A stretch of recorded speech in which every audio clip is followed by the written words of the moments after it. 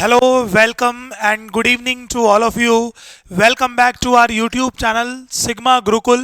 एक बार आप सभी का मिशन इंस्पेक्टर बैच की सीरीज में स्वागत है और हम इस मिशन इंस्पेक्टर बैच के आखिरी पड़ाव पर आ चुके हैं, यानी कि हमारी जो लास्ट जर्नी रह रही है मिशन इंस्पेक्टर बैच की।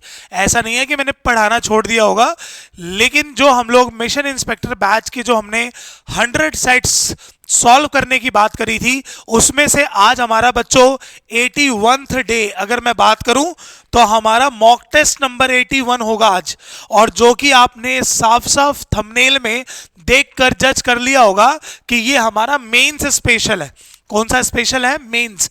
तो मेंस स्पेशल में हम लोग कॉम्प्रिहेंसिव पार्ट पर थोड़ा सा फोकस बच्चों ज्यादा करेंगे, ताकि कॉम्प्रिहेंसिव के जो क्वेश्चंस होते हैं हमें सेंटेंस में करते सॉल्व करते करते हमें थोड़ी सी ट्रिक्स भी पता हो, और प्लस साथ के साथ हमें बहुत सारी बातें ऐसी भी पता हो जो सेंटेंस के अंदर देखेंगे तो कभी और तरीके से यूज करा जाता है, लेकिन कॉम्प्रिहेंशन के अंदर देखेंगे तो किसी और तरीके से यूज करा जाता है। सो कहने का मतलब हो गया कि अब आपको जो ये लास्ट के 20 सेट्स मिलेंगे, वो 20 के 20 सेट्स आप लोग कॉम्प्रिहेंसिव पे ज्यादा हम लोग फोकस करने वाले हैं, क्योंकि मैंने आपको भर भर के वोकैबुलरी पढ़ा दी, भर भर के मैंने आपको सारे PQRS वाले क्वेश्चंस करा दिए, सारे की सारी आपको ग्रामर करा दी, और अब हमारा लास्ट जो पढ़ाव है बच्चों वो इसी का ही है। ठीक है, चलिए इसमें मैं आपको, वैसे मैंने मेंस के क्वेश्चन ऑलरेडी सॉल्व करा रखे हैं भाई, लेकिन ये थोड़े हमारे इस बार के भी जो स्टेनो वाले कुछ रह गए थे वो भी ऐड कर लिए,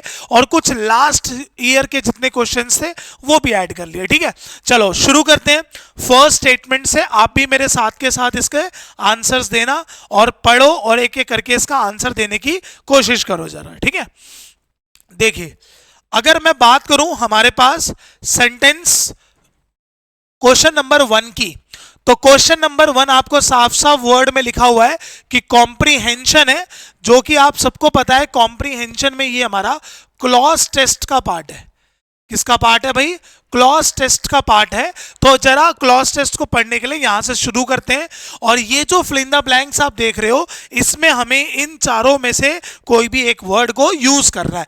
तो जरा एक बार इसका जिस्ट देखते हैं, एक बार पूरा कॉम्प्रिहेंशन पढ़ के कि ये किस बारे में हमसे बात करने की कोशिश कर रहा है।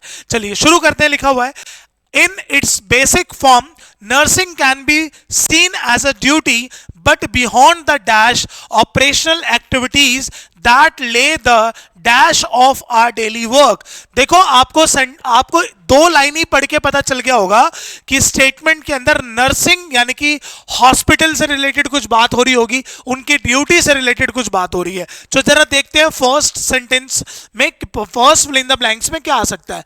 Beyond the dash operational activities, यानी कि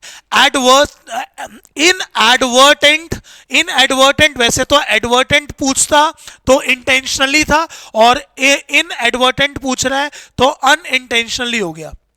क्या हो गया? अनइंटेंशनली का सेंस हो गया यहां पर। ठीक है, उसके बाद हो गया इनसेसेंट। इनसेसेंट मैंने आपको सिनोनियम में पढ़ाया था, इसका मीनिंग होता है नेवर स्टॉपिंग। क्या होता है भाई? Never stopping. उसके बाद लिखा हुआ है रॉबस्ट, इसको हम लोग यूज करते हैं किसमें भाई? स्ट्रॉन्ग के सेंस में यूज करते हैं, और ट्रांसपेरेंट का सेंस होता है क्लियर के सेंस में होता है। तो जरा एक बार दोबारा स्टेटमेंट पढ़ के इसमें से वर्ड उठा के यूज करते हैं कि beyond the dash operational activities that ले द। तो ये कैसी एक एक्टिविटी है जो कभी भी रुकने वाली नहीं है, यानी कि जो हॉस्पिटल के जो काम होते हैं वो आपने देखा होगा, वो ऐसे होते हैं कि वो 24 घंटे वो काम चलते हैं ना, तो वो एक तरह की ऐसी सर्विस होती है। तो इसलिए फर्स्ट में करेक्ट ऑप्शन हो जाएगा, second is the right option. जरा नेक्स्ट में देखते हैं क्या लिखा हुआ है। Lay the dash of our daily work pleasing placement foundation और डेलिसेसी। ये तो होता है कि जिसको आप इजीली ब्रेक कर देते हो, है ना, यानी कि यहां पर ये सेंस होता है कि the quality of being easy to break, है ना, ये सेंस होता है। लेकिन आप पढ़ो ये डेली बेसिस पर क्या है, अगर मैं बात करूं तो ये फाउंडेशन ऑफ वर्क है ना भाई, क्या है, फाउंडेशन ऑफ वर्क है, ये कोई प्लेसमेंट नहीं है या फिर कोई भी प्लीजिंग का भी सेंस नहीं दे रहा। आगे, the profession is all about grace, helping people is a dash calling, noble, diffident, coercive और प्रॉब्लमेटिक। कॉरेसिव और प्रॉब्लमेटिक तो होगा ही नहीं क्योंकि दोनों नेगेटिव वर्ड है, इसका सेंस होता है हमारे पास हार्मफुल। तो पढ़ के चल गया होगा कि क्या सेंस दे रहा है भाई, ये एक नॉबल वर्क है यानी कि नॉबल कॉलिंग, ठीक है। It is a privilege to serve my fellow human beings, 15 years have been seen many ups and downs at the workplace, but I have enjoyed dash the many patient hosting, serving, deceiving और preventing। तो देखो deceive करना तो cheat करने के sense में हो गया, तो आप सबको क्या करते हो भाई, सर्व करते हो, आपकी जो ड्यूटी है वो सर्विंग की है ना, तो यानी कि सर्विंग का सेंस बिल्कुल सही है। अगला देखते हैं, who came into my life into my care and have prayed for the souls of those who were on dash of death। leverage मतलब कोई फायदा नहीं होता है, ठीक है। लॉन्गिविटी का कोई सेंस नहीं है, अलाउंस का सेंस है, न्यूली, ब्लिंक का सेंस है कि ना कोई चीज जब नई नहीं होती है उसके लिए सेंस करा गया है ना, कि भाई बहुत सारे लिखा हुआ है ना, and have prayed for soul of those who were on the blink of death, ठीक है भाई। तो लास्ट में यूज हुआ ब्लिंक, इसके पहले वाले सेंटेंस में यूज हुआ सर्विंग, इसके पहले वाले ब्लैंक में यूज हुआ नॉबल, बिल्कुल सही है। इसके पहले वाले ब्लैंक में यूज हुआ हमारे पास फाउंडेशन ऑफ डेली वर्क, और इसके पहले वाले में यूज हुआ कि इनसेसेंट यानी कि नेवर स्टॉपिंग, बिल्कुल सही है। यानी कि पहले हमारे पास 5 कंप्लीट हो गए, ठीक है। चलिए अगला देखते हैं, हमारे पास अगला भी सेम हमारे पास कॉम्प्रिहेंसिव ही है बच्चों, जरा देखते हैं कॉम्प्रिहेंशन में भर के कि she was I think a good woman and she had him sent dash, तो sent by, sent away, sent through, ये तो याद ही कर लो, सेंड अवे होता है हमेशा, क्या होता है भाई, सेंड अवे होता है। जिसको डायरेक्ट ये याद होगा फ्रेजल वो आराम से इसको सॉल्व कर लेगा। when her husband died she dashed the truth, filled, suspected, smuggled or smuggled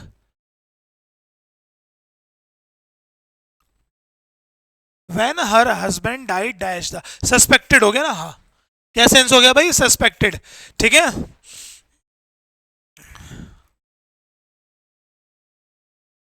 A good woman and had him dash sent away when her husband died that she, बिल्कुल ठीक है, ठीक है।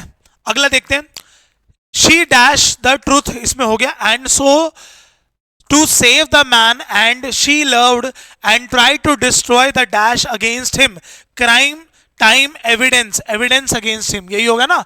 later I think he dash that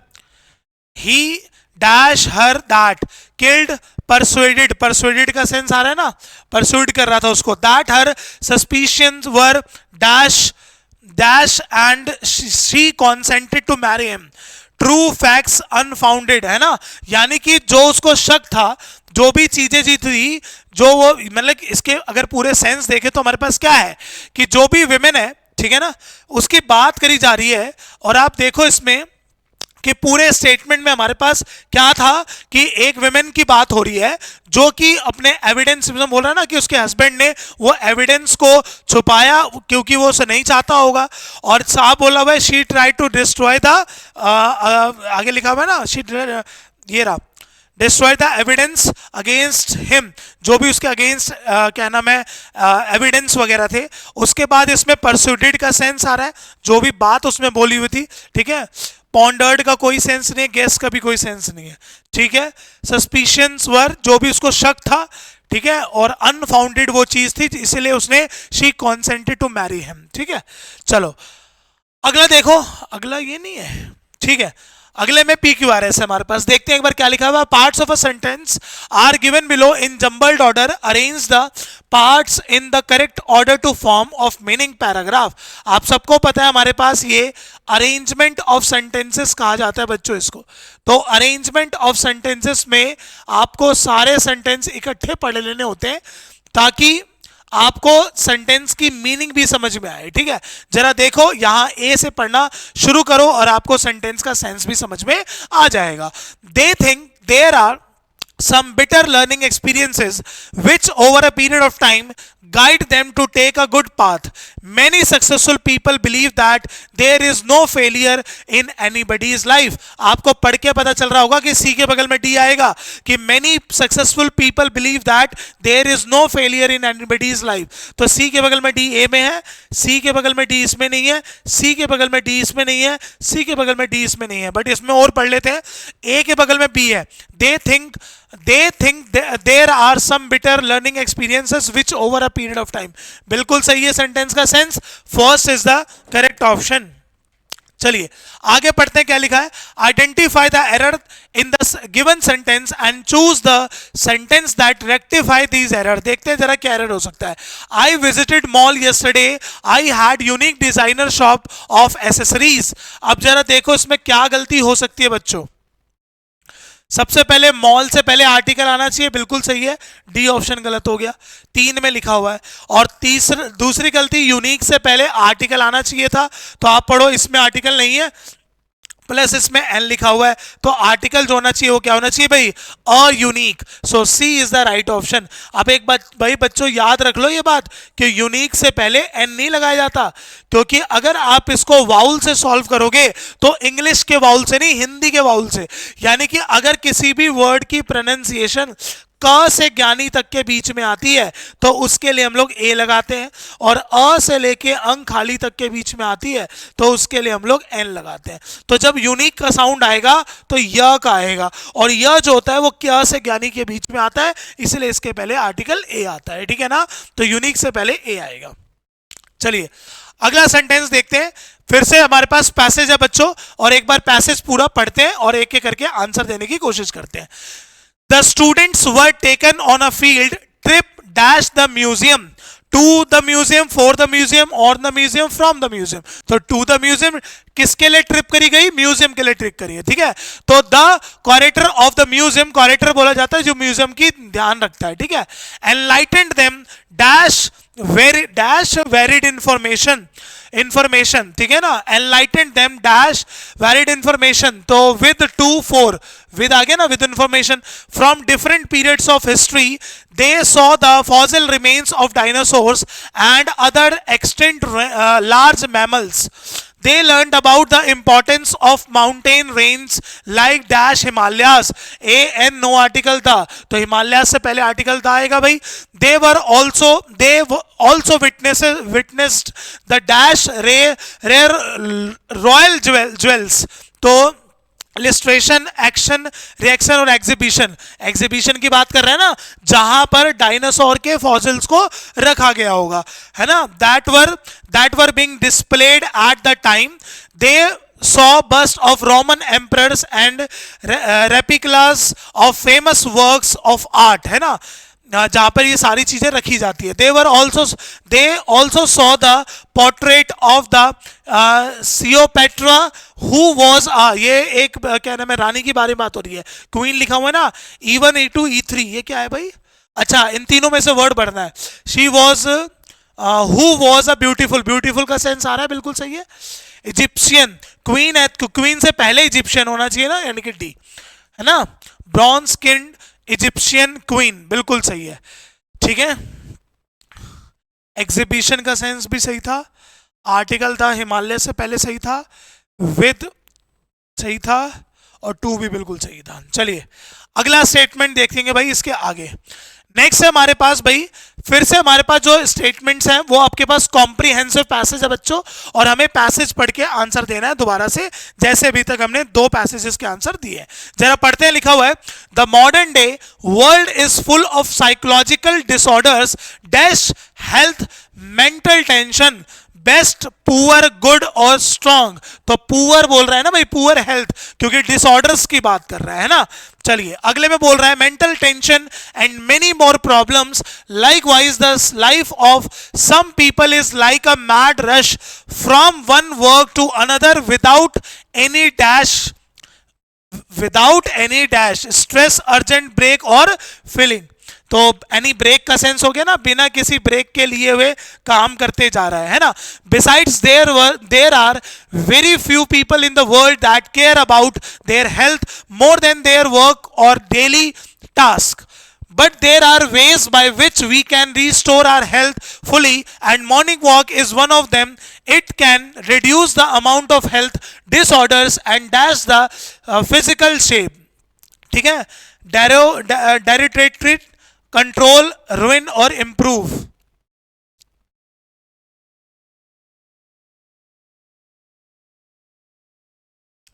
क्या हो सकता है?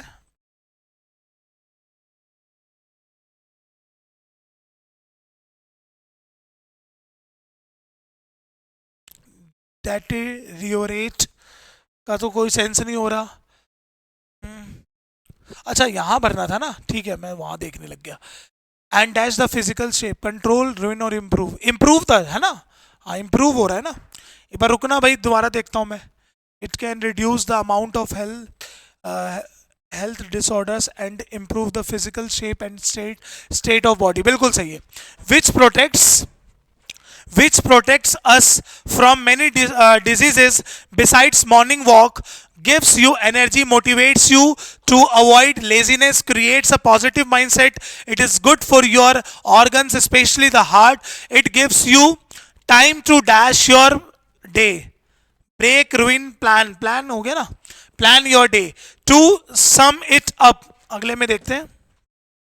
To sum it up, we can say that morning walk is very important for the body. Also, it helps to keep the body and mind healthy. Besides, everyone dash kids or elders should try to make morning walk a part of their daily routine. Neither, either, some or whether. अगर आप इसमें नहीं, neither और either तो आएगा ही नहीं, क्योंकि दो में से कोई एक या दोनों में से कोई भी नहीं. वेदर देखो और लिखा हुआ है ना, या तो किड्स को या तो एल्डर्स को ये अपने डेली रूटीन में बना लेना चाहिए कि वो डेली मॉर्निंग वॉक वगैरह करें. ठीक है, अच्छा हो गया. तो हमने इसमें यूज करा वेदर, एक मिनट. देन हमने इसमें यूज करा प्लान योर डे. इसमें यूज करा इम्प्रूव. यही पता नहीं मुझे क्यों गलत लग रहा है यार.